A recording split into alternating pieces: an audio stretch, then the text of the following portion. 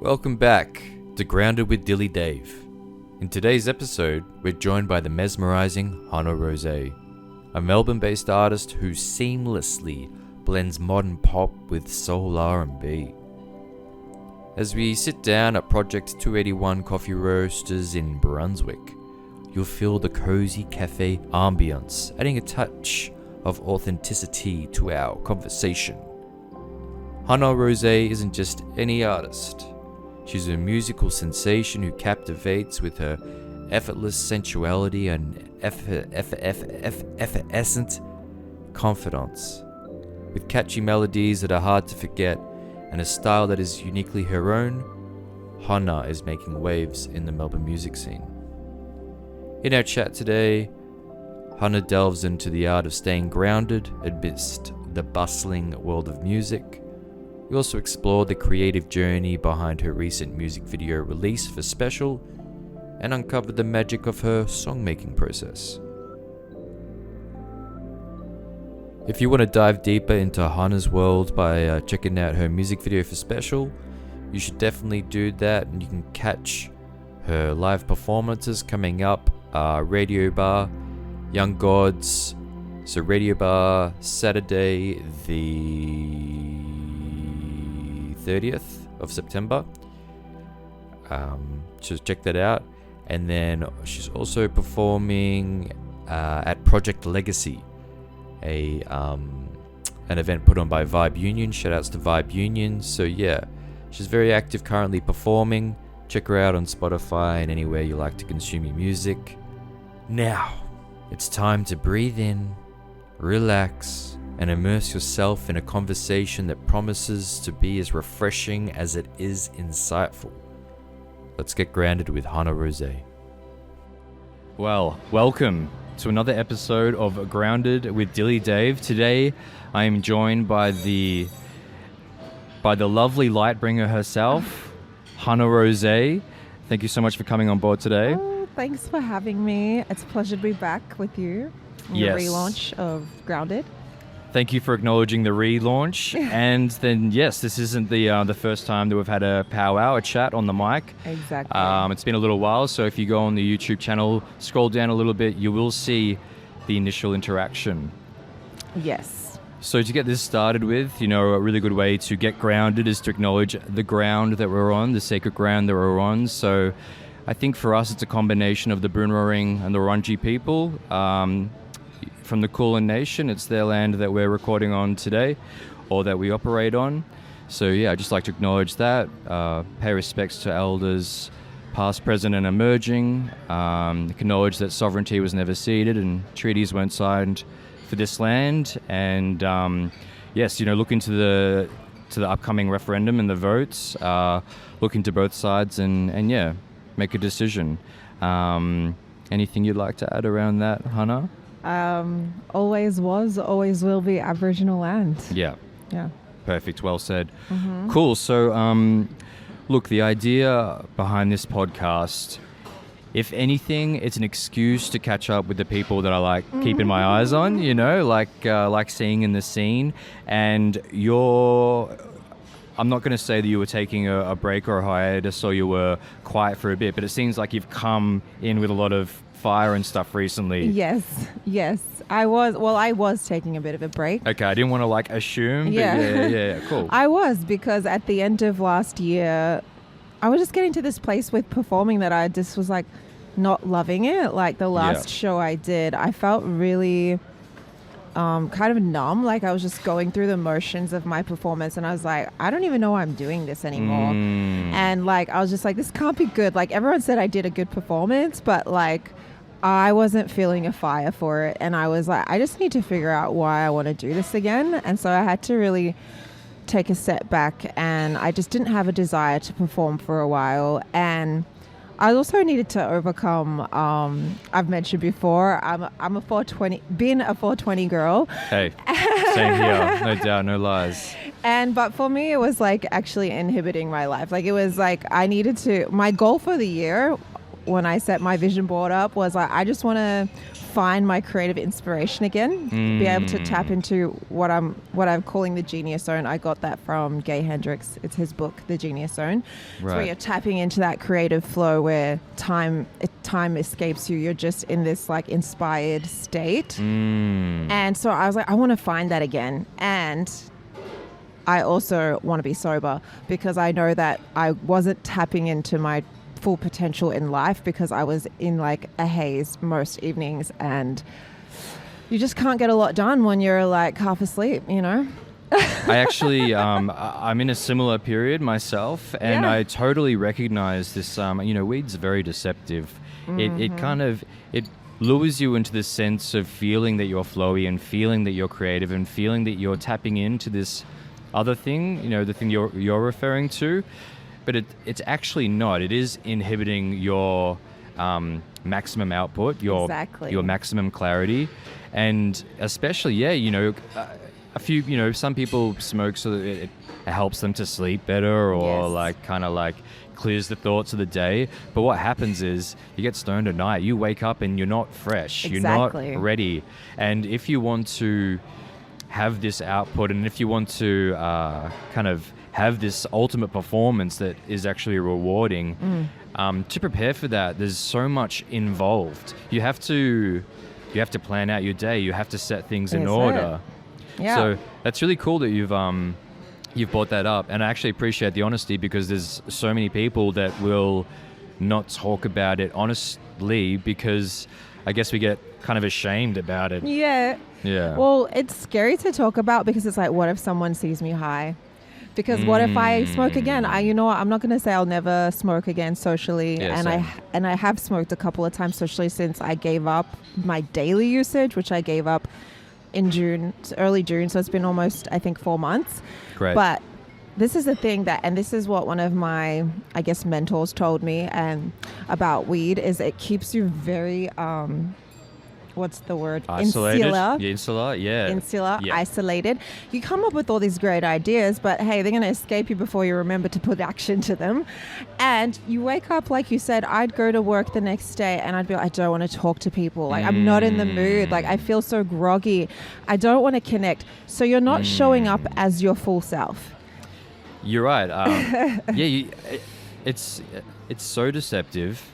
And look, I'm not saying that there's not a place for it. Exactly. Right. And I think, what you've hinted to is it seems more ideal in a social setting as a form of like another way to connect instead of, having drinks to connect with people. Smoking, I think, is potentially a better way. I agree. In certain settings. But yeah, like it has this residual ongoing effect. And the thing is, like, if you are a daily smoker, it's this thing where you're like, you don't feel satisfied until you've got it. So you spend the whole day not being satisfied, craving this thing. And then when you finally get it, it's not actually giving you what you want. And if you're a creative and if you're not tapping into... If you're a creative and you're not making things consistently and using that energy, then you feel like shit. That's it. I was feeling depressed. Like, Yeah. I was feeling so behind on everything, and not just my creative thing. It's like, putting off doing the laundry. It's all these things. You're putting everything off because honestly, you can't be bothered getting off the couch. So, and using it as a coping mechanism. Now, this probably is a good segue to get into the grounded thing, because yes, like you said, maybe some people use weed as a way to get grounded, but in a way maybe it works here and there, but every day it's not good. And the thing is, it's a coping mechanism. When you're using it as a coping mechanism, it keeps you here. But this is the thing when it comes to getting grounded. I think getting grounded is we all need to find the tools that give us the courage to face ourselves. People don't want to do the grounding tools because that's harder than the escapism tools. Yeah, because it's actual work. Yes. Yeah, like it's and whether that's a daily practice or whether that's tending to the garden or whatever it is, it's something that it's maintenance, right? Exactly. So, but this is what I think I heard this on YouTube somewhere, but it was like with the weed thing, it's like you can kind of live almost a mediocre existence of your life, but I want to get to a place where I feel like I'm thriving, like I'm reaching my potential. And I want to go from coping with life to thriving with life, which comes from facing the discomfort. People are too scared to sit with themselves, sit in the stillness, sit with actually getting grounded, because it's scary to face the discomfort of life. And that's what I was escaping every day with weed. I couldn't cope. I get very overwhelmed. I'm a very sensitive person. I'm so sensitive to my environment, and it takes me so long to decompress. Right. So I was just like, I'm just going to smoke.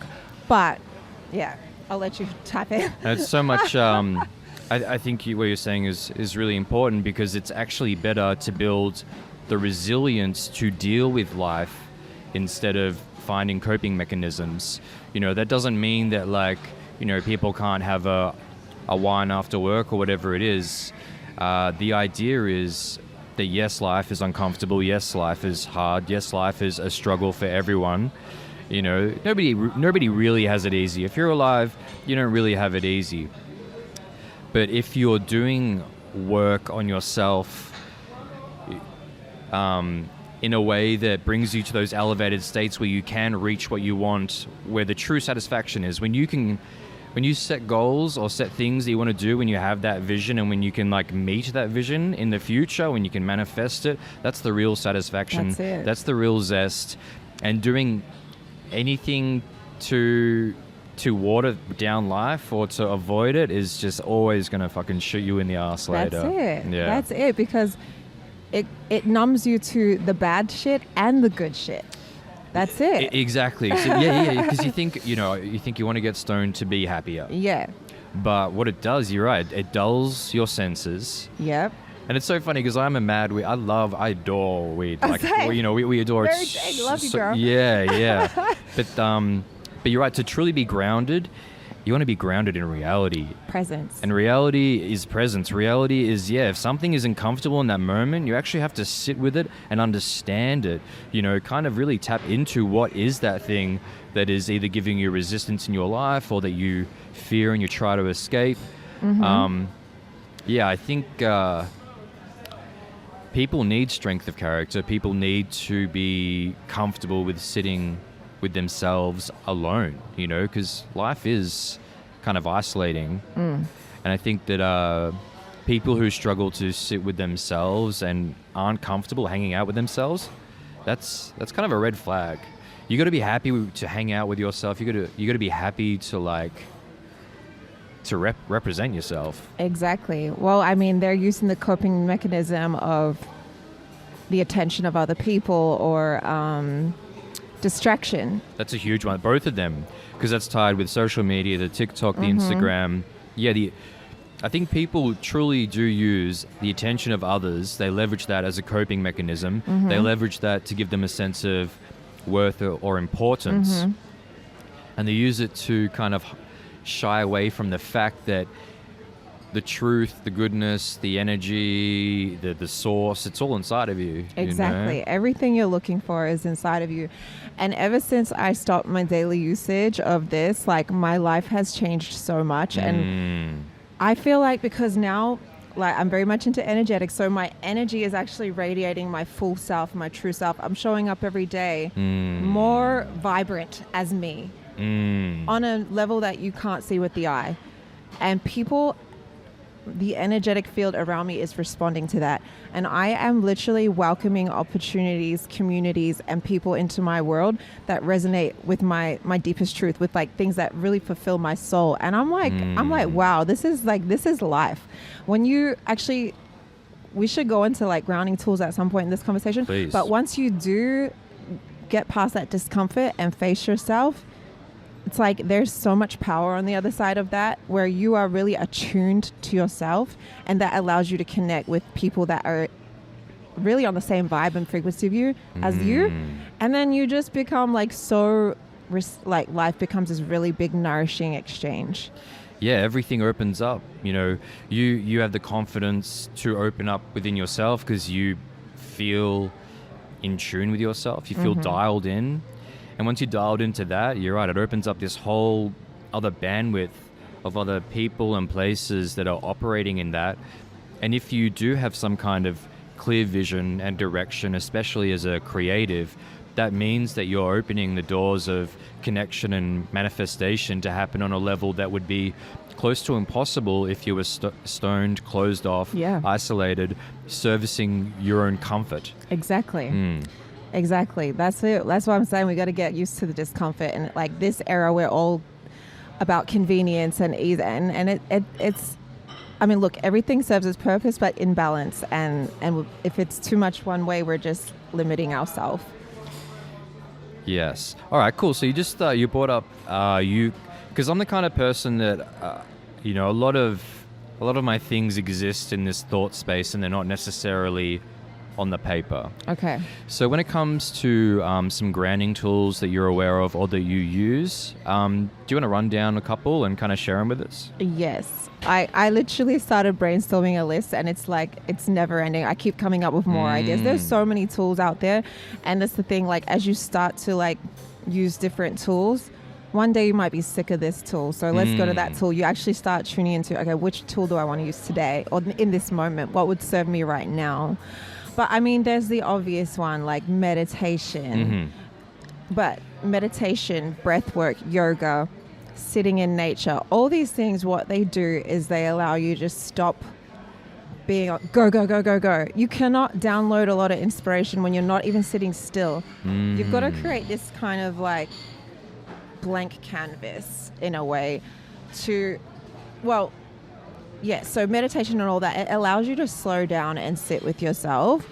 And like for me, let's say after work, I'm really kind of like wrapped up in all the, I work as a waitress as well. Right. So I'm really wrapped up in all the energy and the fast pace at work. And then afterwards I feel really like, I don't know, like ungrounded. Yeah, well, when you get home, you're still at work, right? Exactly. Yeah. So, you know, what is ungrounded? In a way, it's being stuck in the past or anxious about the future. Oh, yes. Yeah, well said. That was really well articulated. Yeah. Yeah. So how do I get into the present? Because the present is where all the power lies. So meditation will help you get there. A lot of people are resistant to meditation because they're scared of their mental tapes. Okay. Right. So maybe meditation's not the answer for you. I would suggest breath work for those people. And I would suggest Breathwork by Sandy on YouTube. He has so many cool breathwork routines and it's almost like a dance. Like I love dancing. It becomes like a rhythmic breathing thing. Like there's one example where it's like you breathe 2 breaths into, okay, first your belly, then your chest and then out. So it's like,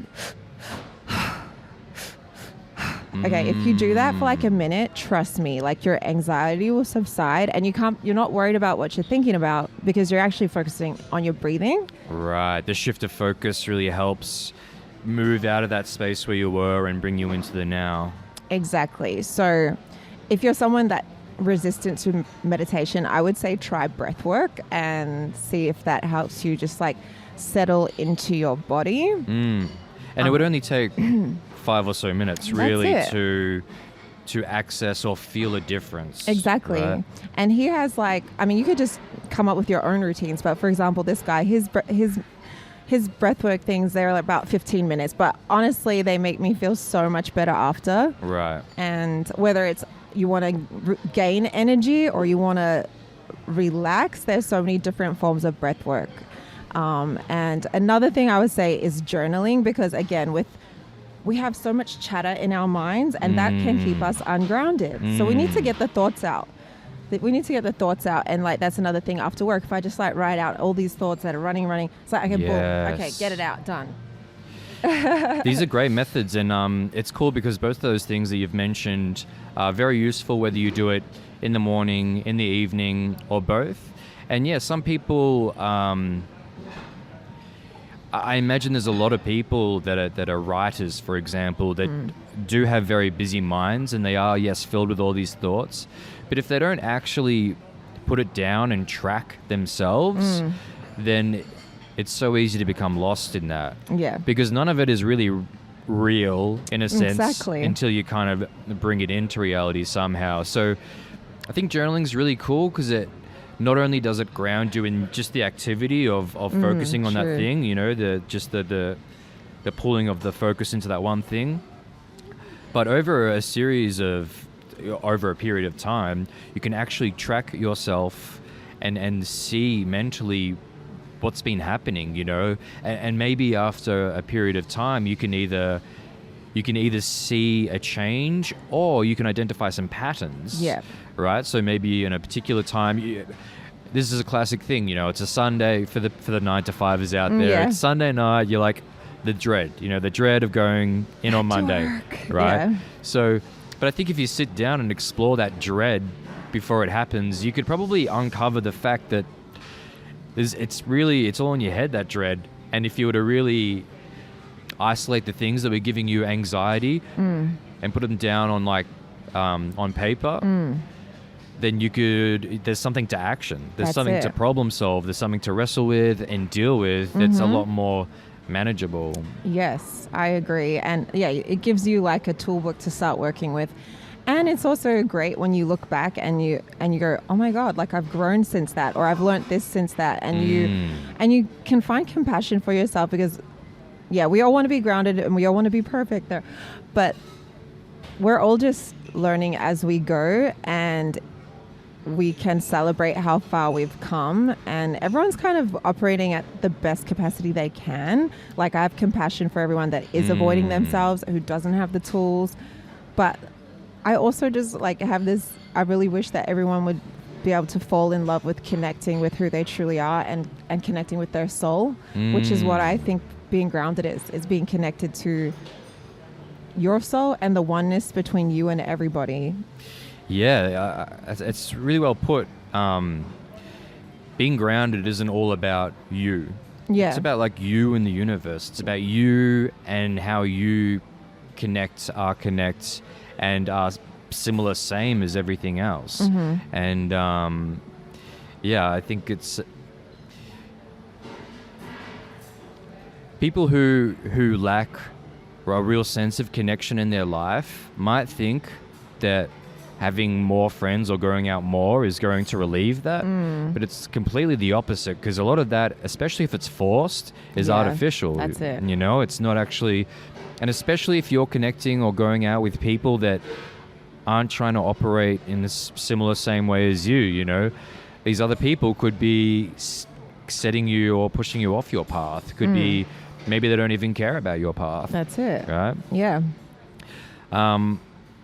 All right, so there's breath work, there's meditation, there's journaling.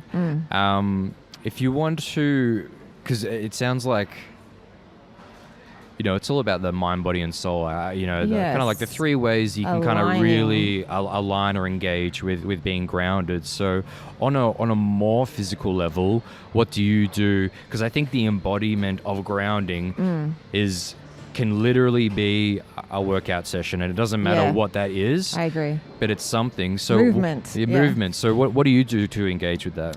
Well, just easy little yoga. I think it's called, I'm not a yogi expert. I think it's yang yoga. I don't know. The one where it's very chill, easy stretches. I love doing that. Or going to the park, going to botanical gardens. I love the gardens because I like sitting down on the ground. I live in an apartment building. I don't get to sit on the ground in my backyard. So to sit down, that's a little grounding thing that people do, putting their feet in the dirt, or walking barefoot on Mother Earth. Feeling the grass. Yes. Whatever it may be, yeah. So I don't always, walk around barefoot on there, but just sitting down on the grass, or looking over a lake, or looking over the beach, or, I like to, lean up against a tree. Like, it just helps I think it calms my nerve system. And I think just also like a shower or a bath can really help you tap into your body as well. So just kind of like accessing the elements, right? Senses. The senses, Physical senses. Because that's as real as it gets. Yeah. Or close to. I mean, there's so many forms of what's really real. But I think it's cool when you said initially, when you were talking about the breath work and the meditation, that there's so many different ways to approach that, and no matter what level of grounding you want to engage with, I think people overestimate what's involved. That's it. And what you've described can kind of be done in 20 or 30 minutes in the day. Yeah. Right? Like whether that's 5 minutes of breath work, 5 minutes of journaling. Yeah. And, 20 minutes of being outside or engaging in, movement. Mm-hmm. And I've noticed that myself, engaging in similar things for a period of time. It has the exact opposite effect of smoking weed daily. That's it. It builds way more energy. It opens you up. You feel more in tune with yourself. You feel more dialed in to the people and places around you. And you're just ready to go and pursue the thing that you want to do. You have the willingness and the motivation to actually do it in the first place. And at the start of the conversation, you were talking about how you took a bit of break after having a performance that you felt was lackluster or you weren't in it. And obviously that was coming from a place where you weren't as grounded, right? So I think that's really interesting. And, you don't have to be a creative or whatever to engage in any of this. These should be default daily practices that people engage with. And you don't need to work out for an hour to feel better. Yeah. And you don't need to spend thousands of dollars to be grounded either. Yeah, you don't have to spend any money at all, right? You don't have right? to spend any money. Zero money. YouTube's got a lot of free things too. Breathwork, meditation, you name it, yoga. Yeah, you're right. That's interesting. Yeah, like, it's funny how the most powerful things that you can do for yourself often take no material extra or That's excess. it. Because everything is inside of us that we really want. And we can get from within. Whew. It's powerful. It's powerful. All right. So recently you've released this really cool music video called Special, which looks an absolute treat. The song itself is classic but new R&B lush, kind of romanticized Hana Rosé, I guess. Yeah, thank you. Do you want to talk about initially the song, and then we'll move on to maybe breaking down the music video a little bit? Yeah, definitely. Well, it's been a journey with this song. I started writing it in 2017, so it's like 6 years ago, when I was falling in love for the first time.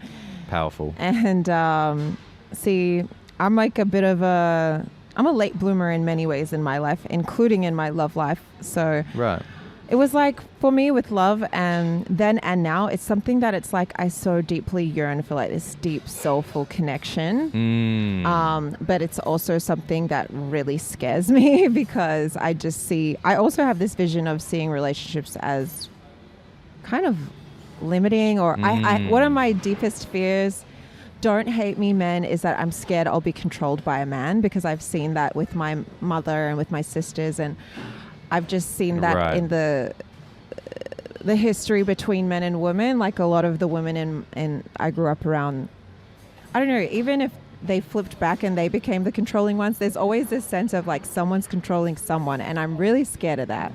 Yeah, the question used to be, or seems to be, who is in control? Exactly. Instead of how are we working together? Exactly. So, like, I see the ultimate partnership and love and soulful connection. That's like something that I dream of and I love so much. So anyhow, so I finally meet this guy that like he's like, we're falling in love, and it's like, oh my God, my dreams are coming true. Except, wow, this is scary as hell, because the unknown like is so scary. Like stepping into a new possibility. A lot of us, even with our goals, like when that thing that you really want comes up, you start freaking out. You're like, no, like I don't know how to go there. I've never been there. Yeah, even more so than normal, because the stakes are that much higher, right?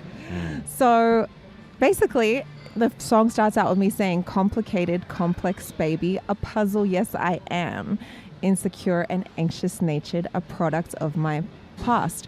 So it's like, oh my God, like here I am with all my awkwardness and my anxieties and my fears. I feel so weird, and then kind of burdened.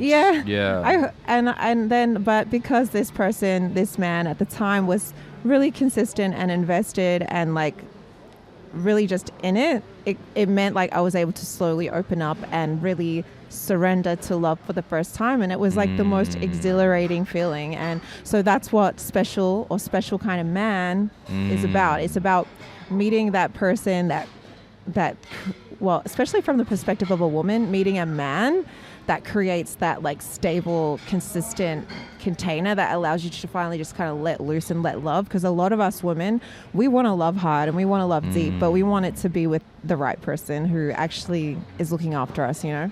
Yeah. yeah. You want to engage with that in an unapologetic way because the real raw power and energy around that is arguably the most intense thing that anyone can really experience in their life. Yeah, exactly. You know, it's one thing to get a Billboard hit. It's another thing to really engage and love on that level, you know? Exactly. Cool. So you started working on this in 2017. Yes. When it comes to like the instrumentation and the song itself, who did you work with? How did it all come together? And how much, like how hands-on are you when it comes to the production of these tracks? Yeah, so I took it to the studio in 2020 and I was working with SB90, Stuart Lee Brander. He's worked on pretty much most of my music that I released up until this point. Okay. And I'm not super hands-on when it comes to the instrumentation and production. I gave a reference track, which was Next Lifetime by Erykah Badu. Oh, cool. And I was like, okay, I want it to sound like dreamy, soulful, romantic and groovy like this. Yeah. Then we based it off that.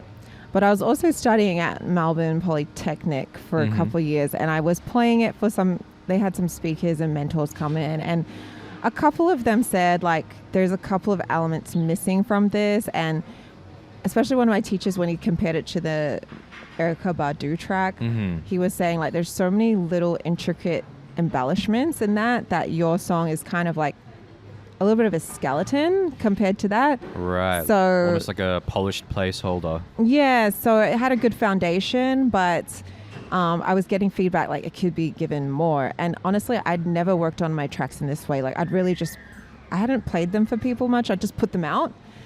This was like the first time I was like, okay, let's go back and refine. Yeah. You know? Yeah. And so I met another guy through a friend who works in a corporate job, but he's had a musical background, and he started coming on board and helping me like kind of package it all a bit better or refine. And so he come on board, and his name's Chad Fury, and he came on board and embellished the production, and he also heard a couple extra harmonies. Like he added a harmony in the bridge that I love so much, and he also was like, let's stack the vocals more here and here. So he helped me refine the vocal arranging, and that's how we got it to where it is. Yeah, well, I mean, it's very noticeable. Not, you know, obviously I haven't heard the original or what it was, but the layers and the harmonies do really elevate it, and there's a real energy about it, and it's very ethereal, you know, which is what I think is often the byproduct of people who know how to layer harmonies and also add different elements. Yes. Yeah, it's almost like adding things that are odd or different can really fill something out, create that bigger picture. Yeah. So I mean, it's actually very brave of you to bring it to other people and open it up, because that's something that we're all so fucking terrified to do. Totally. Especially if it's the thing that isn't finished. Yeah. You know, it's like, God, don't look at it. Well, in my mind, it was finished. So I was like, I'm proud of this. Let me show you. Right. And then they're That's like, so interesting. I like what you've got, but it can go further. And you know what? I'm not going to lie. Sometimes with my ego, when I hear that, I'm like, really, like, my little shadow self is like, nothing's ever good enough, you know? And then Totally. But then I actually look back and I'm like, thank God I went back, because it's better than it ever was. So yeah, I think that's really good insight or advice for anyone else who kind of engages. And sure, there's like, you know, there's things like painting or drawing, which maybe isn't necessarily the same. Maybe it's not like something where you'd want other people to, shed their light on it, kind of thing. But when it comes to music, and if you're talking to people who are specialists or really know, they know it, like they get the material, they have like they have a catalog of things to compare to Exactly. and to understand it alongside, then yeah, that's it's so cool that you were able to elevate, the community and other people to really get the most out of what you can do as an artist. Exactly. And I guess like we could all have blind spots. Like, of course, it's important to have your own authentic sound and your own ideas, but there's things that you're just not going to see that other people could see. And and your stuff never comes, like, you don't operate in a vacuum. Like, everything that we're doing is inspired and influenced and pushed around by everything else that we've listened to and consumed and absorbed. So it would be pretty stupid to think that we could take it all the way on ourselves without anybody else. That's it. And like, I guess the only thing I would say is like, if I was getting advice from someone who loved like heavy metal, maybe I'd be like, well, I mean, I don't know if you really get me. If I feel they get me, I respect what they have to say. Right. But they have to try and share the vision with you and understand it, right? And I mean, that does include like when I was comparing it to the Erykah Badu track, like they know what I'm going for. Okay, this is how you get there. There's like a benchmark or a measure or a comparison there that really helps, instead of them trying to think what is best for you in your head. Yes. Yeah. Cool. All right. So once the track was finished, you worked with, is it Xander Sandbrook? Xander Sandbrook. Sandbrook. Yeah. Xander Sandbrook. Yes. Who directed and choreographed? Or helped? No. Choreographed, directed? There's not really choreography. I guess there's not. There's That's some cool just me butterfly moving hand about. stuff. That's just me. Like, I'm into the hand movement. Well, it says choreographed on the intro title. No, it says cinematography. Oh, I can't even read. Sounds like I need glasses. Shit. Sorry, it says direction and cinematography by Xander Sandbrook. Sorry. Cool. And have you worked with Xander on previous videos as well? No, this was our First collaboration. Cool. Yes. So how did that come about? So Xander and I were studying together at Melbourne Polytechnic. Cool. He's also a vocalist. He sings as well. So it was interesting because like I remember seeing him the first time we had a class together, and there was something really magnetic about him to me. I was like, oh, maybe he could be like a love interest in Special. And then like later down the track, I always downsize. I'm like, how do I make a video simplest way? Okay, no extras, just me. There was no love interest, but turns out he's a videographer, and somehow we came up with this. We decided to work together, and it was one of those things where I was actually meant to work with my brother, who's a videographer as well. Right. And then our schedules and this and that didn't work out. He's a wedding videographer. Okay. It was one of those things where it was like, oh my God, like I was facing so many hurdles and it just didn't go through. I was meant to shoot it like 4 times. I had to reschedule with Cactus Country, the location. God, isn't that the case? Yeah. But it was all divine timing, and Xander stepped in, and this was actually his first music video. Wow, that's very impressive. I strongly encourage everyone to go out and suss it out because, Cactus World, it's where you shot it. Cactus Country, yes. Cactus Country, an extremely appropriate backing for this song, because I think, like, the harshness is a cool like the harshness of the cacti and the red sands and everything is actually very contrast or complementary to the lushness of the track and everything. Yeah. But also, very, it's very striking, the colors. Yes. That you guys managed to pull out of it, and arguably, technically, a simple video, but the strength of each shot, the composition, your presence inside, obviously there's chemistry between you two, so That's you feel comfortable to be you and kind of, express yourself how you really want to in the moment, and kind of get lost into it. So there's no sense of resistance on any level. It's really well done. Wow, thank you. Like I'm really impressed with what we came up with, and it's true. Like I was feeding off his energy because I hadn't really seen a cameraman like this before. He was like dancing with me.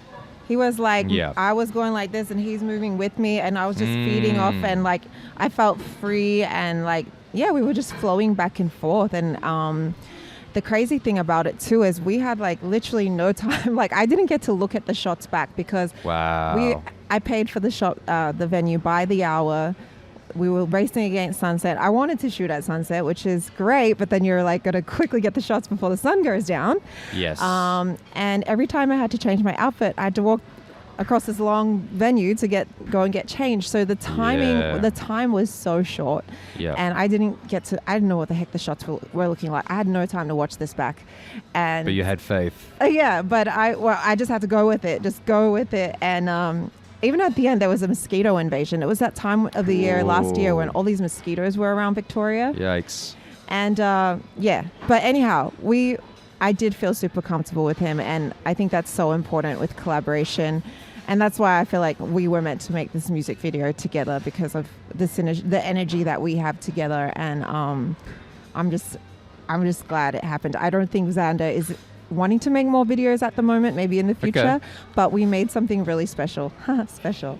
Yeah. Shout outs. I mean, both of you should be really proud. And I think, when you trust the timing and you wait for the right moments, and when you know things have to align in a particular way, there's no point in handing it to somebody else that you don't know as well, even if they might be cheap or maybe they do have a cool portfolio, but you don't have that rapport, that flow. Because you're right, like for a video like that, a lot of it does rely on this dance between the camera person and yourself. Like if the camera's just stuck on a tripod, just static, just sitting there, like it could be cool, it could still look nice, but it doesn't have this the movement. This movement, right? Yeah.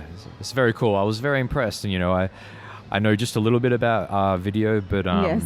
Yeah, you guys nailed it. Like when it comes to not overcomplicating something and just serving the song, I think you guys did really cool. Thank you. Yeah, considering how we made it, like I'm so happy with it. And we had one assistant with us, my friend Ellie.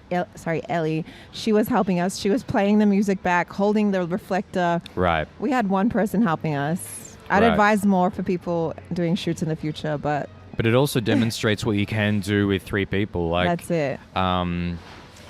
It's really interesting. Like with videography, I think there's a combination of people who overestimate how much is involved and underestimate how much is involved, right?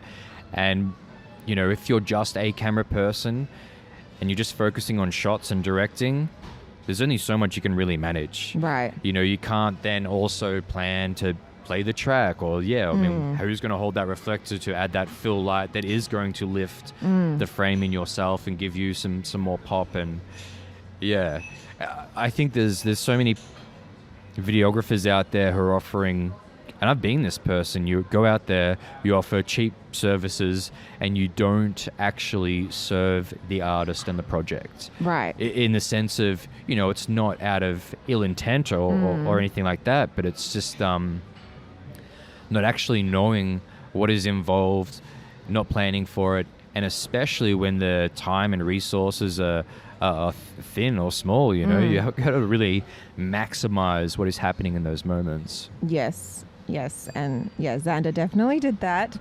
But there is a lot that goes into it, and like even what outfits you wear, how you do. I'm very much into what outfits I'm going to wear, how I do my hair and makeup. Right. And I like. I guess as a videographer on that side, you can't control that type of stuff. And I've spoken to some artists that they don't love making videos like that. Like I know someone who does pretty well as a songwriter and as an artist, and but she has not really got any desire to make videos because she says it's a lot of effort and it's not something she really loves. Whereas for me, I've actually found I love making videos. I love expressing myself in that way, and I love pulling it together aesthetics, and I love finding a great nature backdrop. Like I love aesthetics and visuals. So it really shows because aside from the costume and the makeup and the outfit, which all, it's so obvious that there's thought put into that. It's so obvious that like there's a color palette in mind. But like it's a performance, right? And if you're a musician who might not necessarily, who doesn't who likes making songs, Yeah. but doesn't necessarily like going out to perform and feel it out, you know, Right. then yeah, I guess making music videos could be some resistance towards that. And I guess it isn't for everyone, but, you know, to underestimate the power of visuals for your music and what they do for your audience, not only to excite them and to give them great content, but to reach them in the first place, right? Exactly. Yeah. So I'm hoping to make more videos as I keep going. Yeah, well, I'm sure you will. I mean, it's interesting. I feel like your music really does allow visual imagination. Really? And I'm not sure if I do think it's a combination of the writing, but just sonically, like, you know, I feel like sonically when you close your eyes, things are happening, you know, when you're hearing that music, because it's not like a type beat, and it's not a, you know, your tracks aren't very formulaic or format-like, No, you know? they're not. It's this blend of things, it's movement, it's like a little world building, and yeah, I guess that's like a combination of writing and everything else. But I mean, you know, what do you think about that?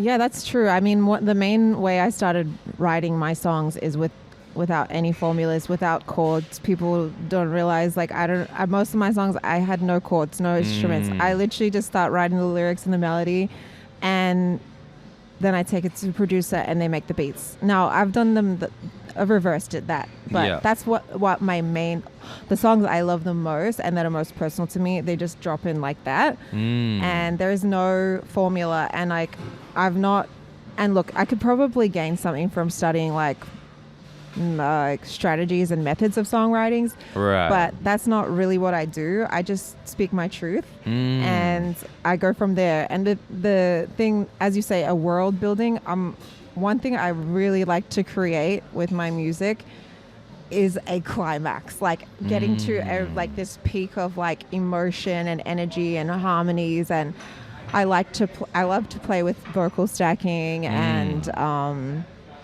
yeah.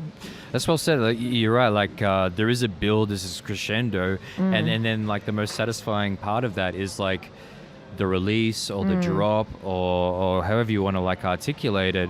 And yeah, I actually didn't really think about that, but yeah, your songs do have like a swell or a build. Like there's this obvious kind of like, yeah. I mean, how do you plan for that or create that? I'm not really sure. I guess for me, it does start with just like the natural drop in of the verse and the chorus, and there's not really yet that climax. So I just build the foundation, and then usually the bridge is I come up with after I've got the like instrumental down. Right. And I don't know, it just kind of like organically comes out of me that at that point, like I want to have this peak of emotion and intensity. And I just go home and I play around with different harmonies and different ad-libs and different, you know, actually not gonna lie, that's where weed has come in handy with a lot of my tracks. They did help me come up with good vocal arranging. Yeah, totally. Yeah, it's good for adding a little sprinkle of ideas. Yeah, exactly. Yeah. So there was definitely some influence of that along the way, but yeah, it's not even really something that I'm like, okay, how do I maneuver this? It's just like kind of what naturally comes to me.